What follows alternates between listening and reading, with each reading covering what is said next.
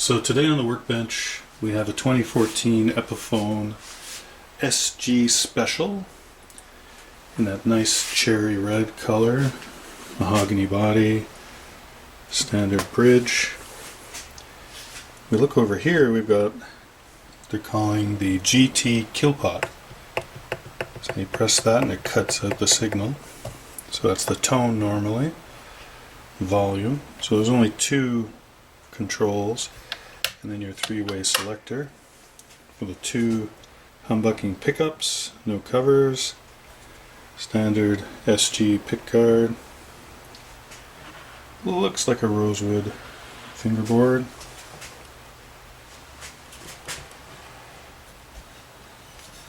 Plastic nut, SG truss rod cover, Epiphone model. So it's special SG model Epiphone. So I picked this up as a project guitar. Let's see what kind of little modifications we can do to it. Let's flip it over and have a look at it on the back side. So here's a look at the back side. So it's 2014. These tuning machines are not the greatest, so that's probably the first thing that's going to go. Don't think I'm going to go locking. I think I'm going to go more like a vintage style with a split shaft. I like those better. 100% inspected and set up in the USA. There you go. Made in Indonesia. I really do like Indonesian made guitars. I prefer them to Chinese ones in general. So you can see how they've laminated that headstock right onto the neck. So it is mahogany. It's very light though, so I'm not sure what kind of mahogany it is. And you'll notice that this is not a neck through glued on, neck to body. It's a bolt on. And it has the strap button incorporated here on one of the bolts. I'm a huge fan of bolt on guitar necks. I just think as a tech, someone who's fixing guitars, it's a lot easier to fix a problem with a guitar's neck, or replace it, obviously, if it's not glued into the body. So I don't mind that. So that's okay for me. And you can see the body looks really nice, the graining. And then we'll have a look at what's inside the controls a little later. So like I said, I bought this guitar on the Kijiji, so on the used market here in Canada. I bought it as a project guitar because I really want to do a few things to this SG slowly, upgrade it. It's a nice little guitar. It didn't cost a lot, so I'm not worried about some crazy modifications or anything that we put into it. But I like this little feature, this kill switch, which is kind of cool. So let's start off by checking the electronics, making sure everything's working, and then we'll look at the setup in general of the guitar as well.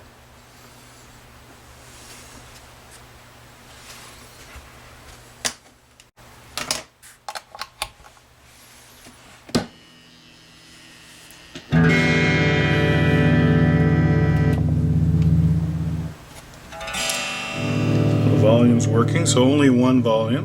And then we have tone. Yeah, that works. So let's try that kill switch. Pretty cool. Let's put a little distortion on that.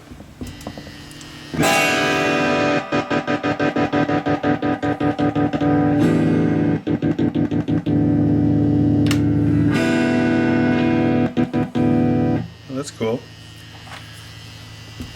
Alright, so let's check the neck position. That's good. This should be both. Remember, touch the pole pieces. And this should just be the bridge. Oh, that all seems to be working. That's good.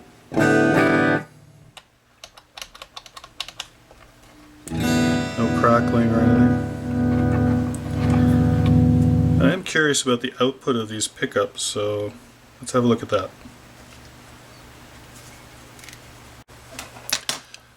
Alright, so to see what the output is of these pickups, so you take your jack, you put the positive lead on the tip, And then you put the ground, the black, on the shaft of the jack, right? And then you put your multimeter to read ohms. And so right now we are in the neck position and we're reading 12.57.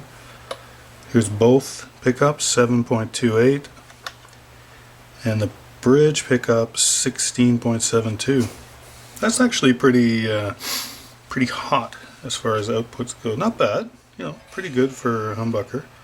So if we were to upgrade the pickups, we'd look at something maybe with a little more output and obviously a better quality pickup. And I'm sure these are just generic Epiphone pickups in there. I took the back cover off just to have a peek inside, and you can see there's lots of room in here. Normally you'd have 2 volume, 2 tone, and your switch, but we only have a volume and a tone. And this is that kill switch special pot. So you can see it's a stacked pot. So this pot's a bigger style, like a CTS larger style. This one is a smaller pot, of course, but it's stacked.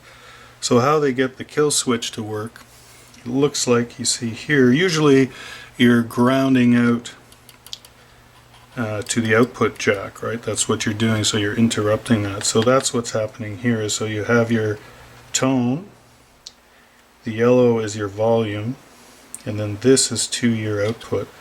So this secondary switch here, when you push it in, that's going to kill the signal to the output jack. It's a nice clean way to do it. I mean, they put some paint in here. I can't really tell if that's shielding paint, but that's probably an upgrade I'll look at doing, is shielding this with some aluminum tape or copper tape, and you know, see how it sounds. I mean, if it sounds okay, maybe we'll just leave this little setup the way it is. Well, while I've got the guitar on its back here, let me just tighten up. I'll see if these bolts need any tightening at all. Oh yeah, that needed a turn or two. Oh yeah, look at that. So that might affect the tuning, believe it or not. Oh yeah, these needed to be snugged down.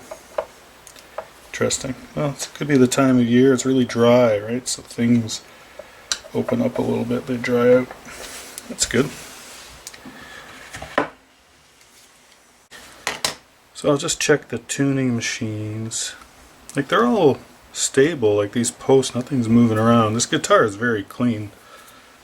I highly doubt it's been used very much at all. But again, I'll just see if these screws need a little tight. I'm definitely going to change these tuning machines though.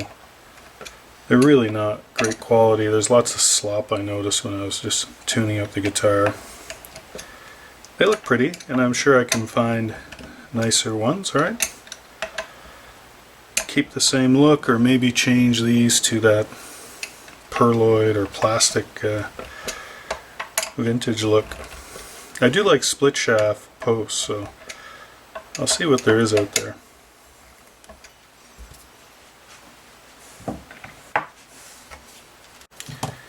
The other thing you want to check with tuning machines is these screws right here.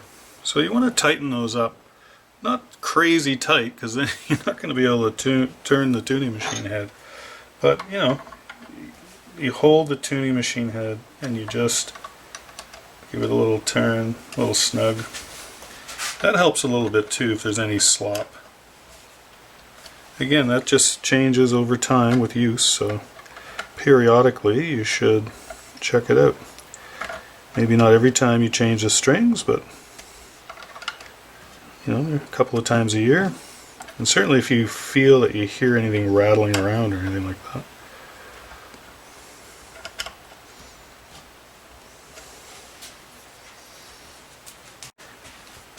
So while I'm at the headstock here, I'm going to take off the truss rod cover in case we have to do an adjustment, and also to inspect it.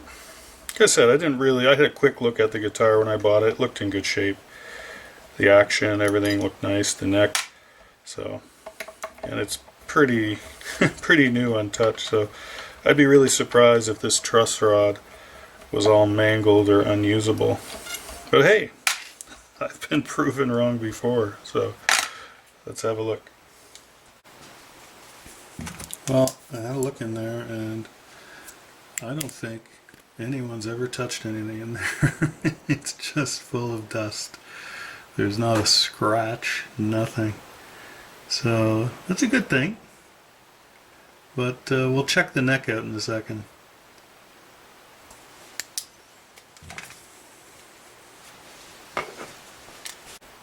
I'm sure it's hard to see, but when I lift the guitar up, the neck is very nice, pretty straight. So let's check the neck relief.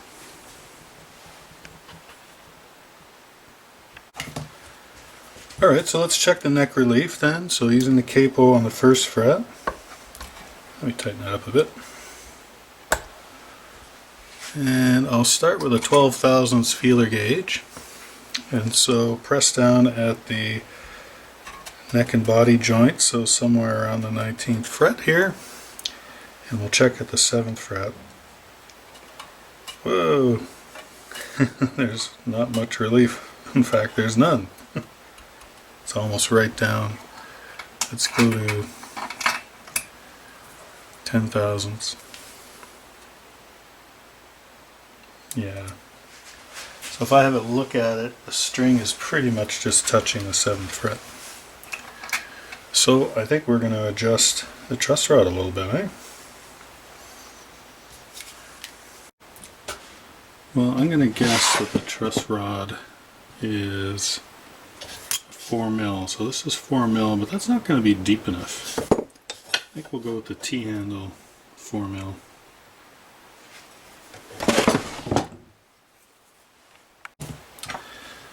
Alright, so let's get that in there. So remember, this is the first time I think any adjustment hex wrench has been in there. So we want to loosen it, so we want to turn it left counterclockwise. There is tension on it. That's good. There we go. Oh, it's turning nicely. Let me move the camera a bit. There we go. So let's try that 12 thousandths. See what that did. Oh yeah, it's moving. I couldn't even get it under before. Let's give it another little turn here. Like an 1/8 of a turn.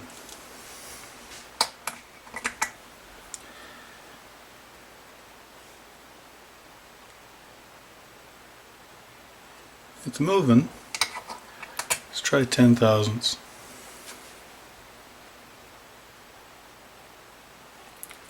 Now I don't know if this is a dual action truss rod, so I'm just going to turn it again. So now it's just basically loose in there. Oh, there we go. It just engaged, so it is a dual action truss rod. Okay, so let's go. We should be getting some movement now. Ah, that's better. So I'm scraping the 12 thousandths. Let's put the 10 under. Just touching the 10. So give it a little turn, and we'll leave it. That's nice. Dual action truss rod and a very inexpensive guitar. I like to see that. I wish more expensive guitars had them. So don't forget, when you're doing any of these adjustments, checking any measurements, the guitar has to be tuned up. So tuned up to the pitch that you like to play in. So whether it's standard tuning, or down half a step, or drop D, or whatever it is, preferably you set it up for what you're most likely going to play in. Alright, so let's see where the string height is as we got this guitar.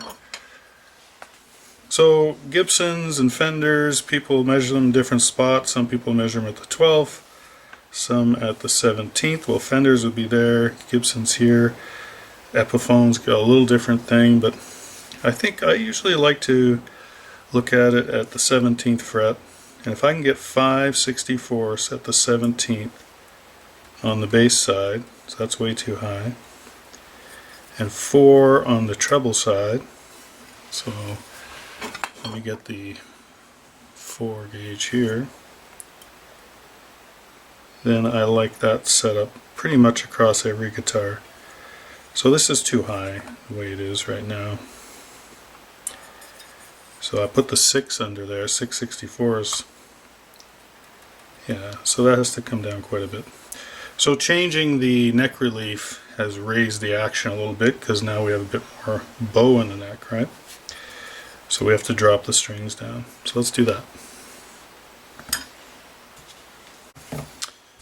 So with a Gibson, with a Tune-o-matic bridge and tailpiece setup, the only adjustments you have for height, right, are the low E and the high E, so the 1st and 6th strings. So we have 2 screws here that we can turn those posts. So make sure you get a screwdriver head that fits in the slot nicely, nice and tight, so it's not slopping around and you start stripping things out. Right?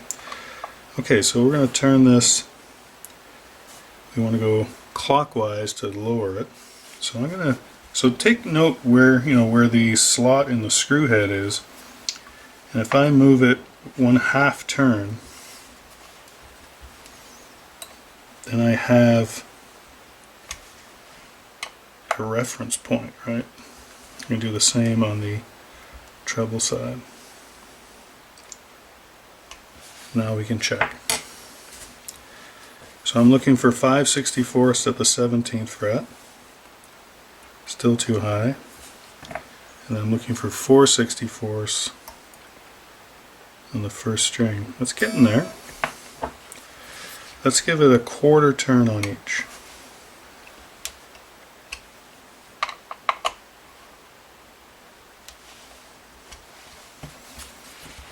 So 5 on the bass side, just a little high. Getting there. I'm going to go just 1/8 of a turn this time.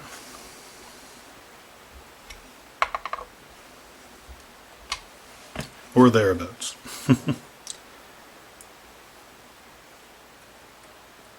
Alright, it's coming down. I think we're good. Yeah, we're right there on the 1st string. Let's drop down another 1/8 of a turn here.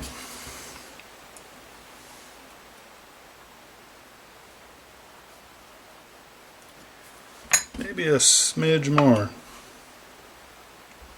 There we go.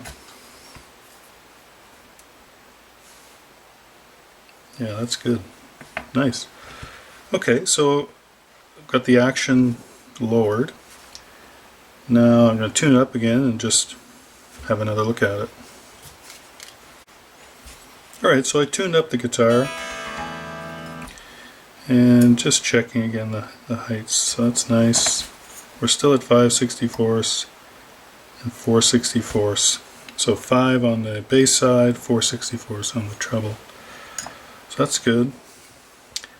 Now intonation, that's something I'll check, but I'm probably not going to adjust it right now because with these other modifications I'm going to do the guitar, don't really need to do that. But let's just check and see. Alright, so we're going to do the intonation. So make sure your string is, so that's the 1st string. And again, these are old strings. I don't know what condition that they're in. So again, I'm just checking the intonation as a benchmark here, just to see if the guitar is intonated. So open string tuning, harmonic, pretty good. And a little bit sharp, right? Let's try the B string with the harmonic. Yeah, not bad. Let's jump to the G string here, or sorry, the D string. A little flat. A little flat still. A little flat. So that could be the string. When it's consistently flat like that, it's usually the string. The A.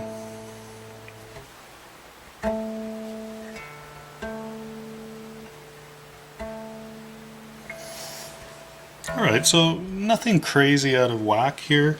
Nothing that a little bit of fine tuning on the saddles will help, but we'll leave that adjustment for when we do a string change and a full setup. So the frets on this guitar are not bad. They're in good shape. There's very minimal wear. But they're a little grungy. And when I do a string change, of course I'm going to clean them up. Oh, look here. That's pretty crusty. That'll get cleaned off. And the fret ends, again, it's the middle of winter here, so everything's really dry. Yeah, it could use a little bit of softening up, so yeah, we'll definitely address that. Alright, so let's check the action at the first fret, so the nut action. The high range, I like to see 22 thousandths, so that's the distance from the underside of the string to the top of the fret. Yeah, and that's scraping, you can hear it. So when you put your feeler gauge on top of the fret, flat, and strum, and it makes a noise, that means it's hitting it, so there's no clearance. Let's go to the other side.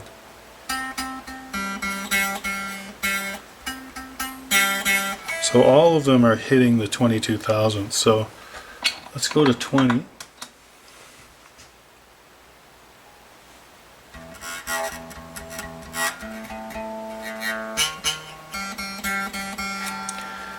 So, pretty. Yeah. And I'll try the 18. Yeah, that feels nice. Yeah, very little, hardly buzzing. So this action at the first fret is actually very nice. So this nut was cut pretty well. Even though it's plastic, which it could be nicer, either a bone nut or a tusk nut, but that's pretty good. So again, the other way you look at this is just by feel, so fret down on the third fret, and if you should have very little gap, if any, at the first fret. So yeah, so that's not a difficult guitar to play for sure. Nice. Alright, so what do we have in store for this guitar then in the future episodes? Well, definitely going to get some new tuning machines. Something of better quality there. We're going to clean up the fretboard, polish those frets, fret ends, tops. The setup's pretty good the way it is. Of course, we'll tweak that when we change the strings. We might look at some new pickups at some point. Kind of like the electronic control, nice and simple, and the kill switch is neat. But just like a Telecaster, I think all SGs should have Bigsby vibratos. So I'm going to look around for a vibrato to put on, maybe a roller bridge as well. I think that'll be really cool to spice up this SG. Be a relatively inexpensive mod too. Alright, well thanks for watching. Hope you enjoyed. Stay tuned for future episodes of this SG project build.